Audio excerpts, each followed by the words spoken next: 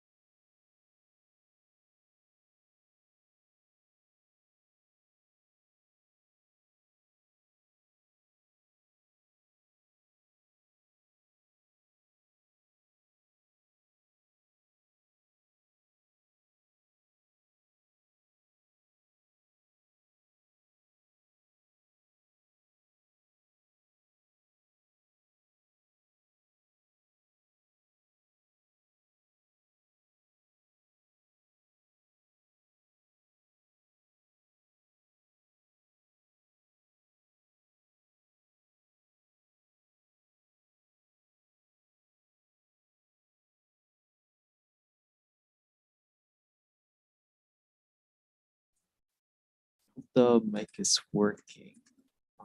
We're gonna wait 2 more minutes just to wait for everyone to join.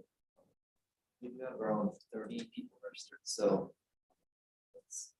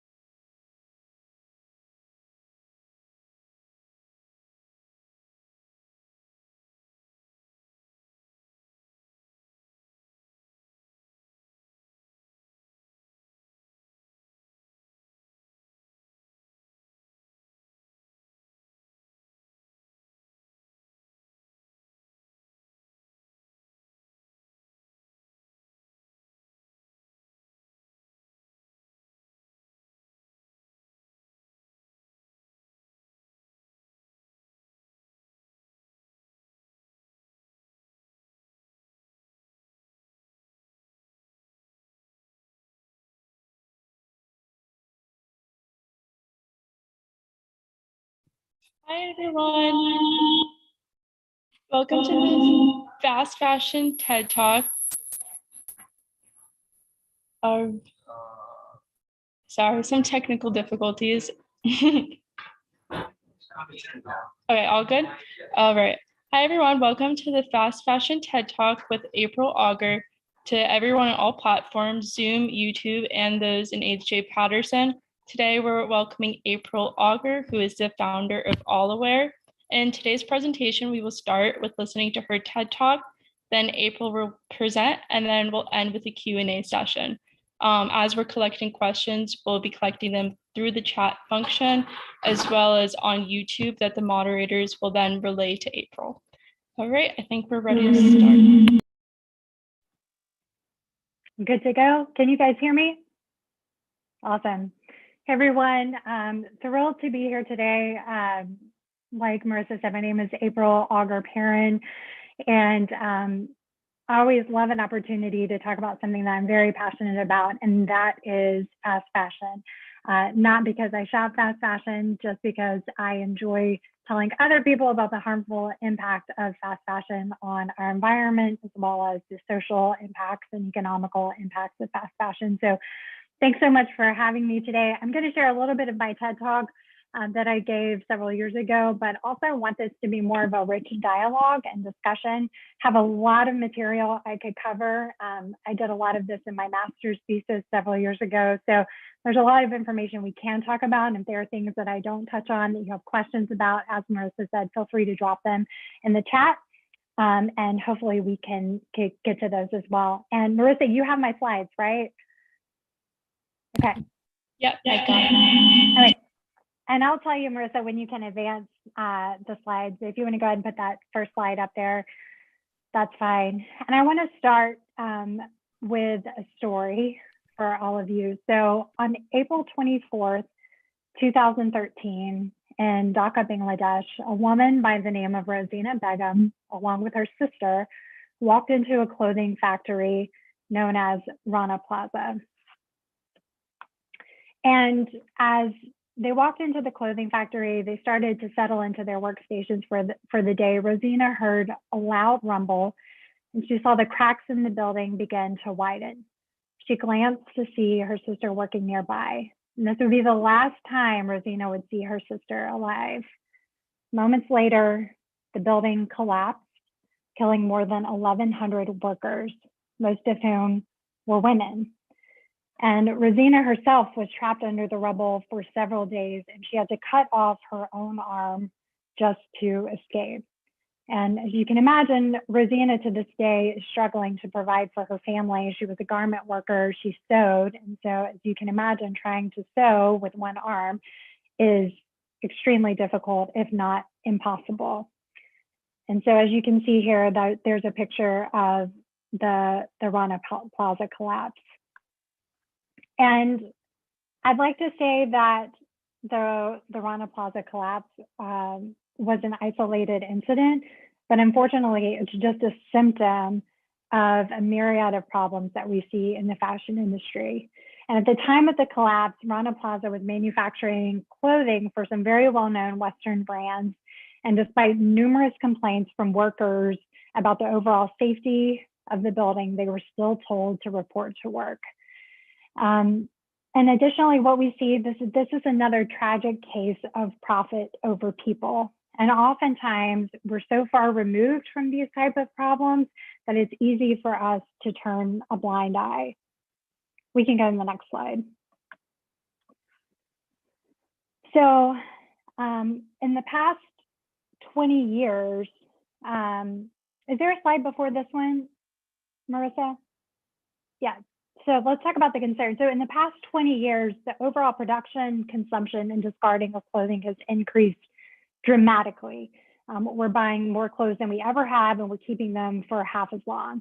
And this overall increase for demand for clothing has led to some very serious social issues, which we'll get into today, which includes poor working conditions, like we saw with the Rana Plaza collapse. And the Rana Plaza collapse is not the only building that has collapsed. This has happened multiple times in the past 10 to 15 years, where garment factories have literally collapsed because the building has been in disrepair. and yet workers are still told to report to work because of demanding production times.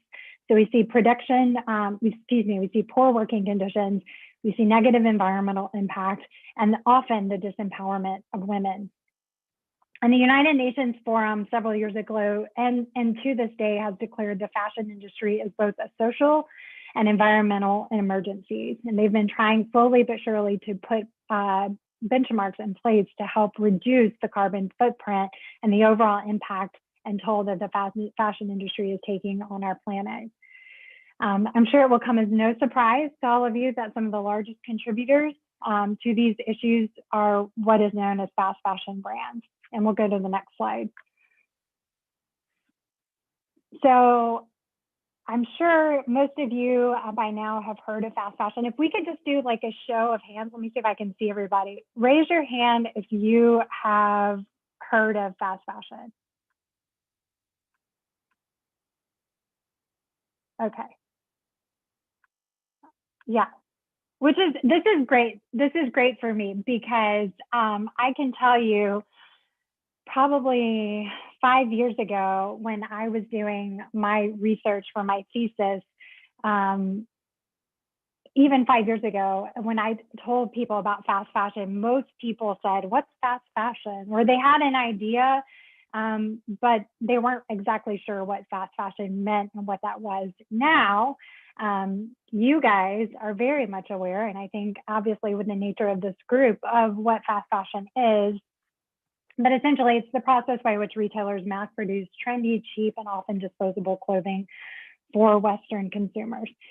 And these are some of the notorious fast fashion brands that we've seen over the past several years. So if you, the consumer, are able to pay $10 or less for a shirt, how is it possible that the person who made that shirt is able to earn a living wage? Well, the answer is they're not. It's impossible for them to make a living wage because often we're used to paying more for a latte, or we're used to paying more for a meal than we are for an article of clothing, which is unheard of considering in terms of, especially right now, the inflation that we're seeing. It's remarkable to me that the clothing industry, that clothes have only gotten cheaper while other goods and services have increased due to inflation. So we pay very little for clothing nowadays, and we pay more for a meal than we do an article of clothing, which 30 years ago, 40 years ago was completely unheard of. In fact, most people used to spend 10% of their annual budget, their annual household income on clothing. Now that's not the case. I mean, you could buy your entire family an entire wardrobe from a fast fashion brand for very little money. And so what we're seeing is that this increase in production and therefore an increase in spending, because people feel like they can buy more clothing because it's cheaper and then they don't have to hold on to it as long, and they're not as tied to it because they're not spending a lot of money, right? And we often talk about where our food comes from. That's happened a lot over the past 20 and 30 years around organic food and wanting to know like where were my eggs grown, or like were these eggs free range, and I don't eat meat because it's harmful for the planet and the greenhouse gases and stuff. But it's only been between, I would say in the last 5 to 10 years that people started to ask where their clothes come from and why does it matter who made my clothes and what is the overall global impact to my personal shopping. So similar to fast food, fast fashion is not healthy for us. And we'll go to the next slide. So what's also been interesting to me since I started my research 5 to 10 years ago is, as if fast fashion was not bad enough, we now have what is called ultra fast fashion. And ultra fast fashion has just come about within the past 2 to 3 years, really at the onset or because of the pandemic. And here's some notorious players, Shein being one of the biggest. And Shein, which I am not their demographic, I am not their target consumer. They are targeting people like you, Gen Z, people in high school, people in college. And so I was not even familiar with Shein until probably about a year ago. I started hearing about this Chinese clothing company and did some research. And really in the past 2 years, Shein has taken off. So when you think of ultra fast fashion, I think Good On You website gives a really accurate description, is that it takes everything bad about fast fashion and then speeds it up. So faster production cycles, faster trend churn, and then faster to the landfills. And even as we're seeing with Shein, that their garments are poorer quality than H&M and Zara, and they're cheaper. And so this brand really took off after the pandemic, right? Because people weren't going into stores, brick and mortars were suffering. And so Shein is really a tech company that happens to be in fashion. So they have exploded in the past 2 years with people buying from home and buying online. And I haven't been on their website, but apparently their app is highly addictive. And like most social media sites, it's designed to keep you engaged with the app, to keep you staying on it longer, in hopes that you're going to buy more. And things on there apparently are very cheap. So therefore you think, oh, I can spend $50 and buy 10 to 15 new things. And the Chinese brand Shein, there's just this really great article, and if you want to know more about this, The Guardian just released this expose. They've been doing an investigative journalism into Shein for the past 6 months, and I think it was three U.S. journalists did this really in-depth look at this company in China. And so if you go to The Guardian and you just type in Shein expose, they give a really good overview about what they found. But essentially, this company is valued at nearly $75 billion. And that's more than H&M and Zara combined. And they specialize, like I said, in serving your generation and younger. And last year, they added almost 315,000 styles to their website. And to me, that was just mind-blowing. Like, how can you offer that many new products in 1 year? But they're doing it. And instead of places like H&M and Zara, where typically their trends have followed what's coming down the runway, and so they're looking into the fashion industry to determine what's in style and what's trending, Shein is looking to social media. They're looking at TikTok, they're looking at Instagram, they're looking at YouTube and who influencers are. And there's this really interesting story that The Guardian talks about, where there was this young woman in Texas who found this really cute vintage or like 90s Argyle vest in a thrift store in Texas. And she decided to sell it online. And so she posted a picture of her wearing the Argyle vest online. And within a couple of weeks, she began to notice people were sending her pictures of herself on these various websites of people selling this vest. Well, it turns out that her picture posted, I think she posted the listing on Depop, and places like Shein and I think Boohoo and Fashion Nova saw this picture, decided to reproduce this vintage vest that she found in a thrift store, but were using her picture. And so then she, for better or worse, became this internet person. And then they began to distort her body, and it was just a very odd thing. So that just gives an example of what Shein is doing. They're looking less to the fashion industry and more to just your average consumers and seeing what consumers like and what they engage with. The problem with this, though, that fashion, especially the cheap kind like Shein is doing, it's addictive. And that's why the fast fashion brands like Shein, they keep increasing the array of styles for consumers, because it becomes very addictive. And you think, well, I only paid $5 for this.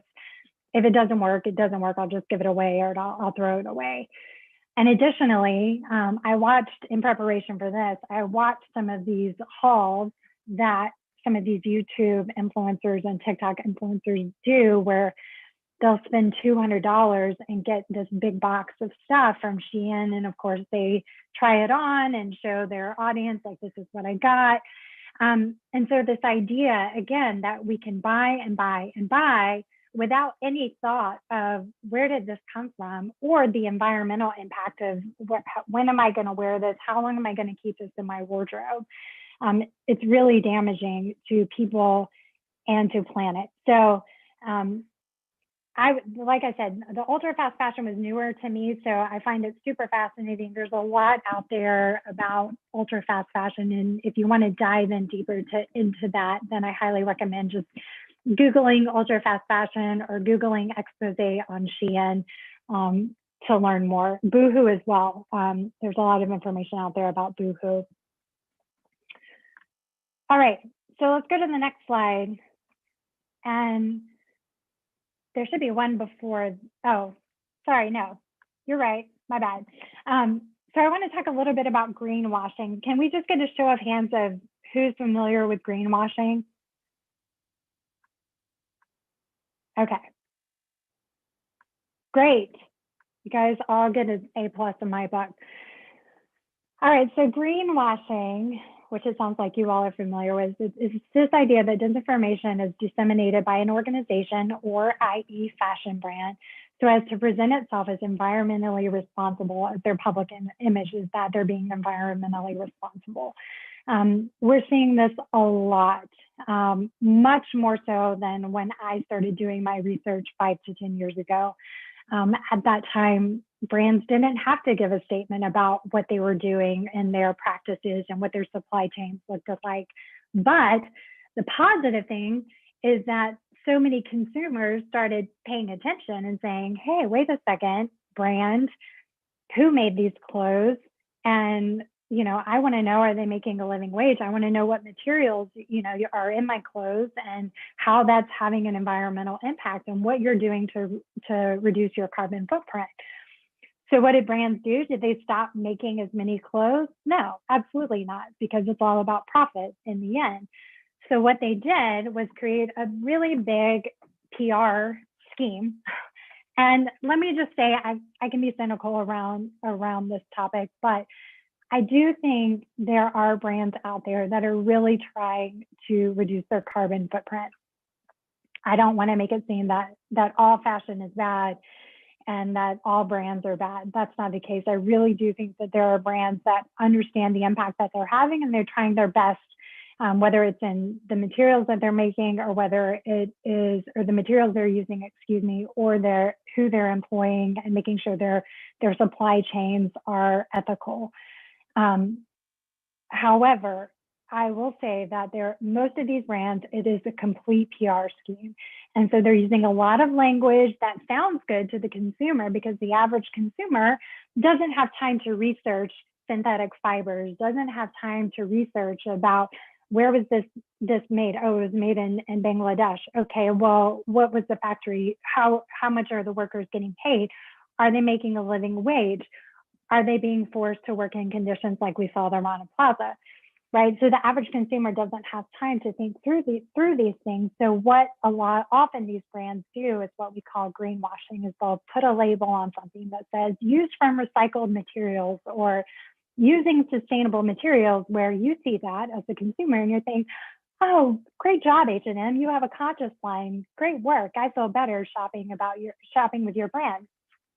When the truth is, it is impossible, completely impossible for these brands to produce that much clothing and be sustainable. It's just not going to happen, because it's not an issue of necessarily, it is an issue of sustainability. However, when you're producing that much clothing, you're never going to be sustainable. It's not possible. That's a consumption problem. And so I also put this image here from Project Stop Shop, because I think it's just a great visual of what we see in greenwashing. So we're exaggerating positive contributions to ethical and sustainable fashion. And we're using manipulative and misleading terminology and imagery. And then we're distracting from the ongoing mass production of fast fashion garments, which is what I was saying, is that H&M and Zara are never going to be a sustainable brand, because it's impossible to be a sustainable brand when you are manufacturing that many garments. Not possible. But you'll see a lot out there that says, made from recycled materials. And one that really just gets me every time is that often they'll say it's like made from recycled materials, or this is recycled. And it's the actual tag. It's not the garment itself. It's just the tag they're saying is made from recycled paper. But you don't know that unless you're reading the fine print, or if you're like me as a consumer who really care about these things. So very misleading. So I just wanted to put a note in there about greenwashing. Okay, we can go to the next slide, Marissa. All right, so I want to talk about really what is the significance of the problem here? You know, how bad is fast fashion and ultra fast fashion? So I give two visuals here, but as I said earlier, the average consumer bought 60% more clothing in 2014 than 2000. And that number has increased since 2014. So this information is a little bit out of date, but that number has only increased. So again, we're buying more clothes than we ever have, and we're keeping them for half as long. And then I want to talk about the environmental impact. So as the fashion industry has grown, it's also had this negative impact on the environment. And this often begins in the production process, and then it continues until through the production process till we get the garment, and then the discarding of the garment. It takes approximately 1,800 gallons of water to make one pair of jeans. 1,800 gallons of water to make one pair of jeans, and 400 gallons to make a cotton t-shirt. And you can see that visual there, these liters. That's 2.5 years worth of drinking water for one person to make one cotton shirt, one. And think about all the millions and hundreds of millions of garments, if not billions of garments that are made every year. So that just gives you just a small snapshot of how many resources we're using for our environment just to produce clothing. The fashion industry is the second biggest consumer of water, and they generate around 20% of the world's wastewater and releasing 500,000 tons of synthetic microfibers into the ocean annually. And often what these fast fashion brands are using are synthetic fibers because they're cheap. And synthetic is just another it's a fancy word for plastic. And as we know, plastic is not often biodegradable. And so therefore, a garment that someone may have bought for $5 and then decides to discard it, it's going to be in the landfill anywhere from 20 to 200 years, depending on the materials or the synthetic fibers that it's using. Additionally, the fashion or garment industry is responsible for 10% of carbon emissions. And that's more than all the emissions of international flights combined. And that also includes maritime travel. And then, as I said, this also goes through the discarding of clothing. I think we as Americans, I hope, are doing better in how we get rid of clothing and how we donate and are trying to recycle and reuse. But it's still estimated that the average American household throws out 80 pounds of clothing per year, which equates to 26 billion pounds of textiles ending up in landfills. And if most of those are synthetic fibers, that means they're just sitting in the landfills for your generation, for the next generation, and for the next generation, right? Which we know has horrible negative and environmental impacts. And then the other problem I want to talk about is the disempowerment of women. So the fashion industry, garment textile industry is one of the largest, if not the largest employer of women in the world, especially in the global South. So, but often these women are heavily exploited and being forced to work very long hours in unsafe working conditions, like we saw with Rosina Begum in Rana Plaza. And for many women in the global South, the opportunity to work is extremely important because it provides a step towards moving out of poverty. And most of the time, what these women are doing, they're working to provide money to their families and provide an education so their children can go to school. And when I was doing my research for my thesis, that the garment industry plays a huge role for these women. However, they're heavily exploited. And a lot of these garment manufacturers know they can exploit the women because they know they need the work and they're supporting their children. And a lot of the women where I listened to interviews by them is that they feel like they have no other option because this gives them an opportunity to work. It provides an opportunity for their children to go to school, which otherwise they wouldn't be able to provide them that opportunity. But nonetheless, it does not mean that these women should be exploited and underpaid and be forced to work long hours and poor working conditions. And the research also suggests that women are much more underpaid than their male counterparts that are working in these manufacturing factories. And then finally, I want to talk about labor rights and poor working conditions. Obviously, we saw that in the Rana Plaza. Labor rights are also a problem. Most of the people in the global South, we outsource in the United States. Only 2% of clothing is made here in the United States, whereas in 1975, 85% of clothing was made here in the United States. So now we outsource all of our clothing production for the most part. And then again, it's out of sight, out of mind. And so often the places where we outsource manufacturing, they don't have the type of labor rights that we do in this country. And therefore, these people are heavily exploited. And that many of these workers are forced to work long hours. And as we said, not making a living wage. And while there is a movement for more governmental legislation to address these human rights issues, exploitation is still extremely pervasive, and human rights violations include child labor, which we hear about, discrimination, unsafe and unsanitary working conditions. Several years ago, I was at this sustainability forum in New York City, and the head of global sustainability or supply chain for Walmart was there. And he was talking about Walmart's supply chain, and someone asked him about child labor in Walmart's supply chain.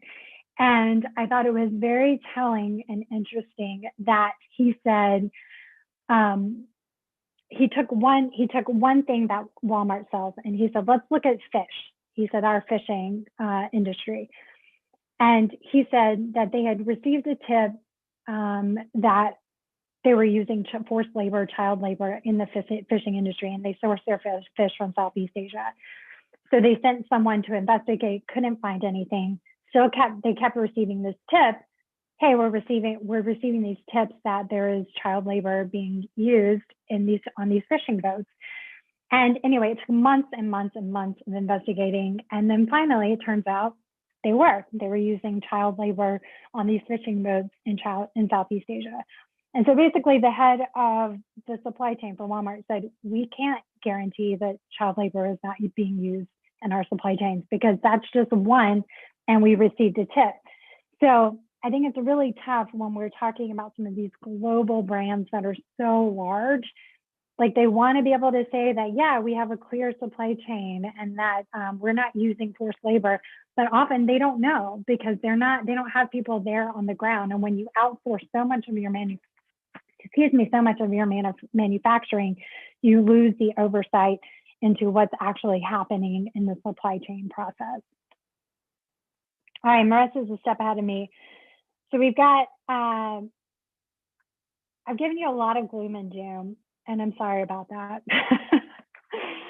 That's not my intent to give you a lot of gloom and doom. But here's the thing that I always tell people about the fashion industry and about changing the course of fashion is that we as consumers, you and I, play the biggest part in changing this industry. This industry thrives and only survives because of consumerism. So when we as consumers make the decision that we're going to stop supporting certain brands, or we start being vocal about the things that we're passionate about and start advocating for some of these issues, then brands have to listen. And so you as a consumer, every time that you get ready to buy something, you have the opportunity, this is what I always tell people, you have the opportunity to vote with your dollars. You have the opportunity to say, I am going to support this brand.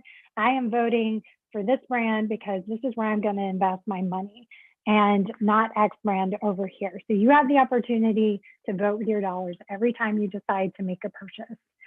And so what can you do? Take inventory. And by taking inventory, I mean that often, especially here in the United States and as Western consumers, We have this idea that we always need to buy something new. And whether it's for an event, a party, a wedding, you name it, that we need to go and we need to buy something new. But often the most sustainable thing you can do is to look at what's already in your closet. And so take inventory and ask yourself the next time you want to buy something new, or you're tempted to buy into some of this marketing that these fashion brands do, is, do I need it? Do I really need this 10th pair of jeans or this 20th crop top or whatever the case might be? Do I really need it? And if you do, then we'll kind of talk on the final slide. We won't go there yet. There's this hierarchy of needs, of things that you can kind of go through in your thought process if you do need something. The other thing I always say is shop secondhand. I am a huge believer and supporter of secondhand shopping. This top that I'm wearing is secondhand, and I would say the majority of what's in my wardrobe today was purchased either vintage or secondhand at a local consignment store on Poshmark, or another ThredUp, any one of these online marketplaces. And there's a lot out there that's happening in the secondhand space that I won't go into today. But the good news is that people your age are shopping secondhand and are excited about it, and I'm excited about it. So keep shopping secondhand. And if you're not, trust me, shop secondhand. And one thing that I do, if there's a brand that you really like and you're not sure about their supply chain practices or whether they're sustainable or ethical, or if you know they're not, say I personally love Zara. They have very trendy, cool things. I don't like to support Zara, but you know what I do? I will go onto Poshmark and I'll type in, if there's a specific Zara dress that I saw that I'm looking for, and often I'll find what I'm looking for, and I'm not directly supporting Zara, but then I get to reap the benefits of this dress that they made. And then the next thing is to get vocal. You guys are at this stage of life where you can get out there, you can advocate, you can be vocal, and maybe you already are. I don't know you. I hope you are, and that you're out there vocalizing what you hope and what you want your future to look like and what you want the environment to look like. And so I always say, tag your favorite brands on social media. That is the biggest thing for these brands. I mean, social media is their bread and butter. So tag them and say, hey, who made my clothes? I want to know, are they making a living wage? What are the working conditions like? Are you keeping track of your supply chain? And similarly, ask your favorite brands what they're doing to minimize their carbon footprint. And I guarantee you, they're going to have some boilerplate language that they put out there, but I would encourage you to do a little investigating, to do a little digging, and to ask the tougher questions so that if they're just trying to pull one over and it's greenwashing, that you can dig deeper and say, I want to know more about this. Because again, you, the consumer, are the one that has the voting power. You, the consumer, are the one that they're going to listen to. And then encourage your friends to shop less and to buy better. I have found in just my own personal journey of this over 10 to 15 years that the people around me, they know I'm passionate about this. And what's funny is that even though I don't ever try to make people feel guilty about their spending habits or shopping habits or where they shop, people know that I like to shop secondhand, and people know that I'm passionate about sustainability and about ethical fashion. And so naturally that rubs off onto other people. So you guys have the opportunity of encouraging your friends and just saying, hey, have you ever thought about where your clothes came from? Have you ever thought about the environmental impact every time you shop at Zara or you shop at H&M or you shop on Shein? And then finally, support brands who are transparent with their supply chain practices. And there are brands out there that are affordable.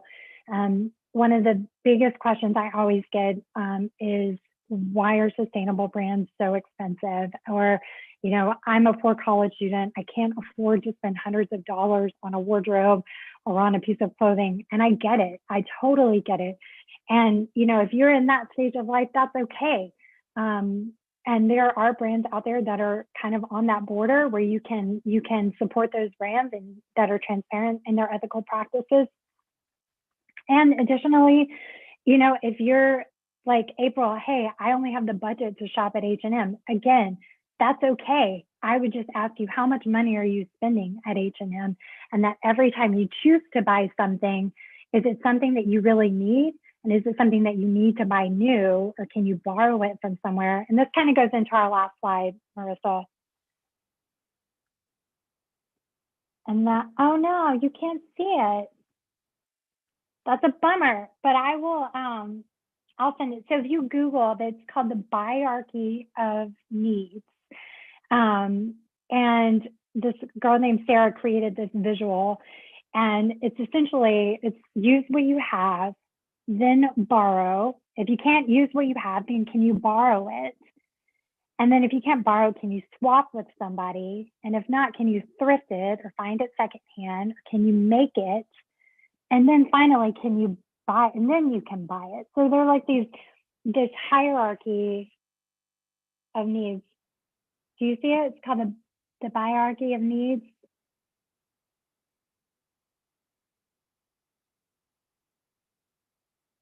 BUYERARCHY. I'll send it separately if Marissa can't find it. But essentially, going through this list of questions in your head of, do I really need to buy this new? Or can I borrow it? Can I thrift it? And if you do need to buy it new, then I always say, there it is. Buy it with the intention of keeping it for a very long time. And I know that can be difficult at times to kind of think through, like, will I keep this for 5 years or 10 years? But we as consumers have gotten ourselves into a lot of this mess. And a lot of it is driven highly by social media and by influencers of this need to constantly buy and buy and buy and spend, and for us to be relevant, and that we have to buy something new, or we can't be shown on social media with the same outfit twice. That I would say, let's normalize re-wearing stuff over and over again, and instead of constantly supporting influencers who are encouraging us to buy and buy and spend and spend. So with that, and there, thanks Marissa for sharing the Biography of Needs. We'll go to our final slide. And this is, these are just some resources here that I find helpful. And one that I didn't put on here that I failed to mention is Fashion Revolution. And Fashion Revolution is out, they're a nonprofit organization out of the UK, really that sprung up after the Rana Plaza collapse, that basically said enough is enough, no one should die for fast fashion or for fashion in general. And they work really hard in advocacy, especially around Fashion Revolution Month, which is this month, in month of April. So really recommend checking them out. They're, like I said, they're out of the UK, but they also have a presence here in the United States. The Good Trade offers some good information. And then the Good On You app, I find very, very helpful in terms of, they give a scorecard of all brands from fast fashion to ethical brands. And they tell you about, they've done their own research into the supply chain practices of these brands. They offer a lot of information on greenwashing, and if you like anthropology, then you will like this brand, or if you like Zara, you'll like this ethical brand. So really like them. And then if you haven't seen these two documentaries, they're a few years old, but still very relevant. One is The True Cost, which really just talks about the impact of the fashion industry on the environment and on workers. And then finally, River Blue is about denim and the impact of the denim industry on the world, really the environmental impact that it's having on these places where it's just polluting waterways. So highly recommend you guys check those out. With that, I'll turn it over for some Q&A, but thank you so much for allowing me to be here and to talk about these things. Thank you so much. That was such, sorry, a little echo. Thank you so much. That was such a great and informative presentation. Now we have about 10 minutes for questions if anyone wants to put them in the chat or send anything through YouTube.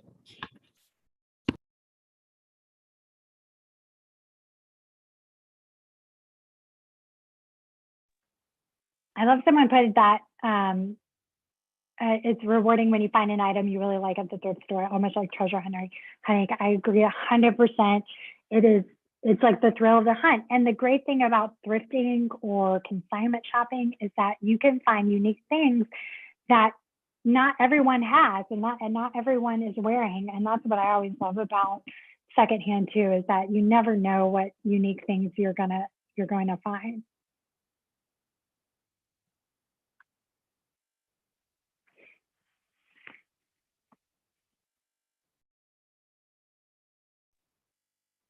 Okay, so recommendations on how to make clothing last longer. Great question. One thing that I always say is, in terms of garment care, it can completely change the lifespan of your clothing. So washing in cold water on delicate cycle, or hand washing, which is not always, if you're like me, I'm a mom of 2 very small boys. So the idea of like hand washing is not even possible. But washing things on delicate and then hanging them to dry can really increase the lifespan of your garment, because washing in warm water and then drying them essentially can unravel. And then if it's already using synthetic fibers, then it tends to break down the fibers within the garment and it looks faded and worn. So I always say wash in cold water on delicate cycle and then hang to dry.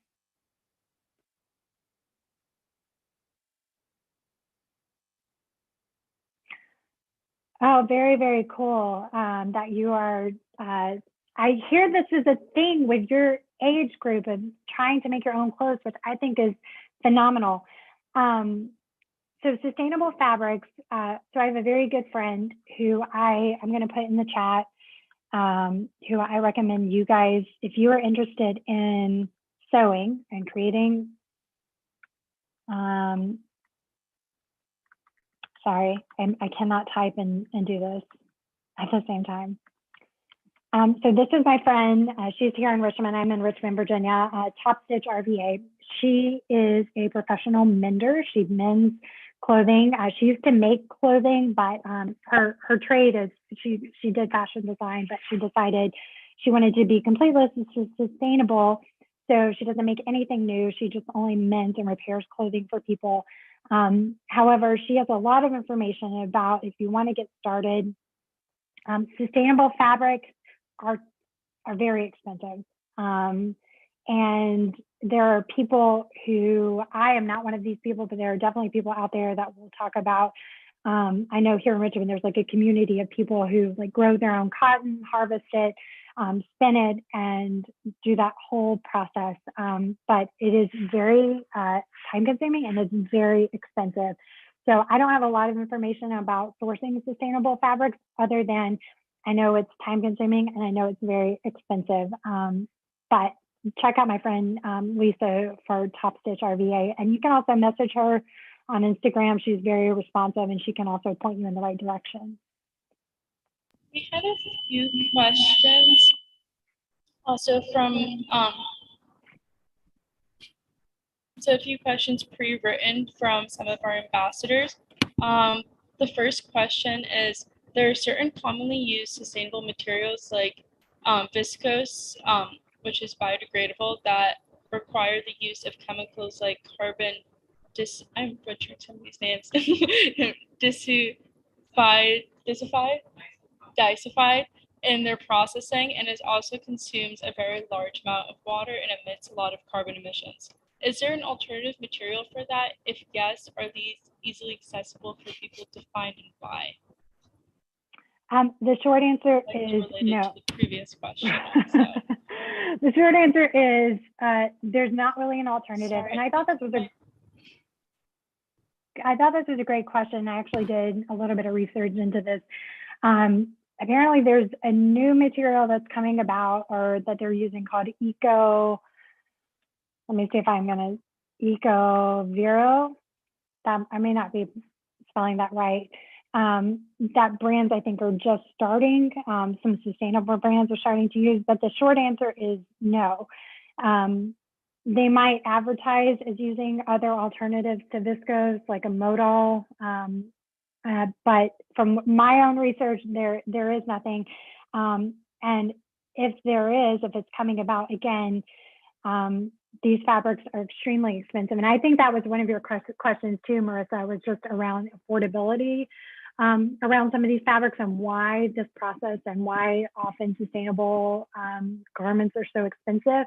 And that is because people are being paid a fair wage. And because if you're using things like organic cotton, if you're using more sustainable materials, it's going to cost a lot more money for the consumer.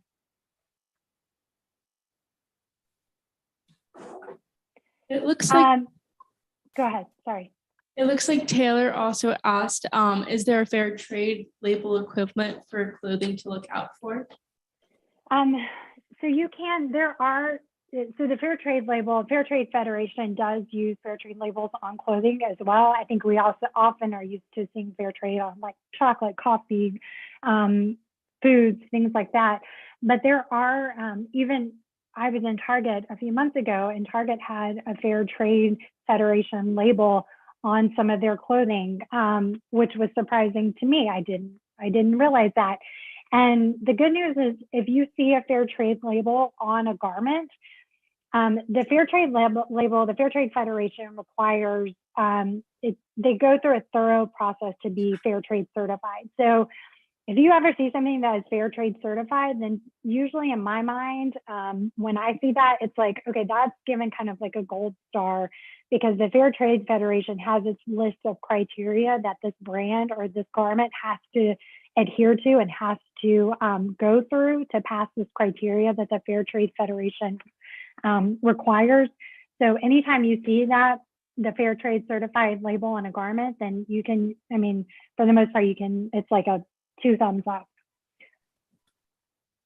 Another question from one of our ambassadors is, often clothes made by sustainable brands are expensive. If these practices become most prevalent in the future, do you believe the cost will go down? Like with an improved manufacturing model or supply chain that typically happens with an increase in the consumption. So what makes them quite so expensive? Right. So this kind of goes back to what I was saying earlier, is that unfortunately, we as consumers have been conditioned to think that expensive is what, you know, paying $150. And I don't know what your threshold is, right? Like for one person, $50 for a dress might be an exorbitant amount of money. For another person, $500 might be an exorbitant amount of money for a dress, right? Where in terms of skills, you know, different levels and varying in terms of budgets and economy and things like that. However, we are so accustomed to clothing being cheap, for being able to go into a store and to buy a dress for $25. And so anything above that, you're like, why is it so expensive?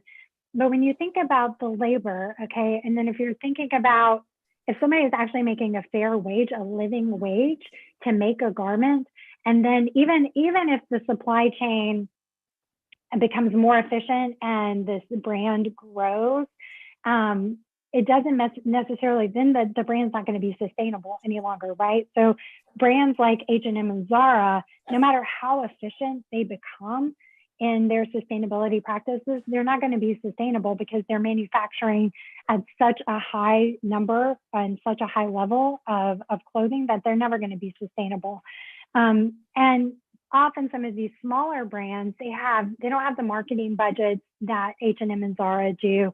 And usually there's an attention to detail and quality that you're not seeing in some of these other brands. So even if, you know, a brand, I'm trying to think, Everlane is a good example of this. So Everlane used to be a much smaller brand. Now they've really taken off, but their prices have remained the same. But what I like about Everlane is that they're fairly transparent. They've gotten into some hot water lately, but they're fairly transparent about what they're paying for the cost of materials, what they're paying for labor, and then like what it costs to get shipped to you. And so often, like when you add all those things up, it's going to be more than $5. Only reason H&M can sell you a shirt for $5 is because they're making so many of that product. And they're making so many other things that it kind of counterbalances So really, it's not possible and it's not sustainable that I think that you can have a sustainable brand and it be cheap. All right, and we'll make this our last question. So what would you recommend for college students looking to create a sustainable wardrobe? Oh, I love this question. I would say first and foremost, look at what you have and really take inventory. So what I like to do, and I always encourage people to do, is take everything out of your wardrobe, everything, try it on. Do I love it? What can I get rid of? And then put it all back in there and say, what do I really, what's missing here? Is it, a white blouse? Is it a skirt? Is it a dress? Is it tennis shoes? Whatever it is. And then see if you can find it secondhand, or see if a friend has it.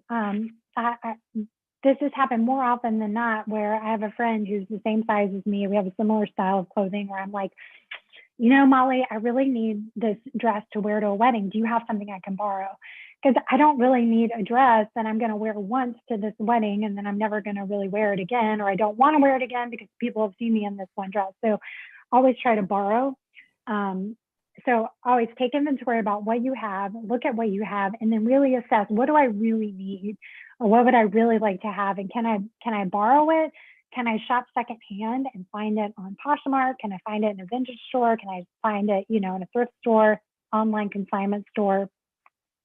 And then again, if you can't do those things and you need to buy it new, then I always say, buy it with this intention that you're going to keep it for a long time. And so that means even though this trendy, shiny thing might be so exciting to you, is it going to be that exciting to you 6 months from now? Is it going to be that exciting to you a year from now? And if it's not, then I would say really think about that and really think about the implication that it's, that it has for you buying this item that you might wear once or twice.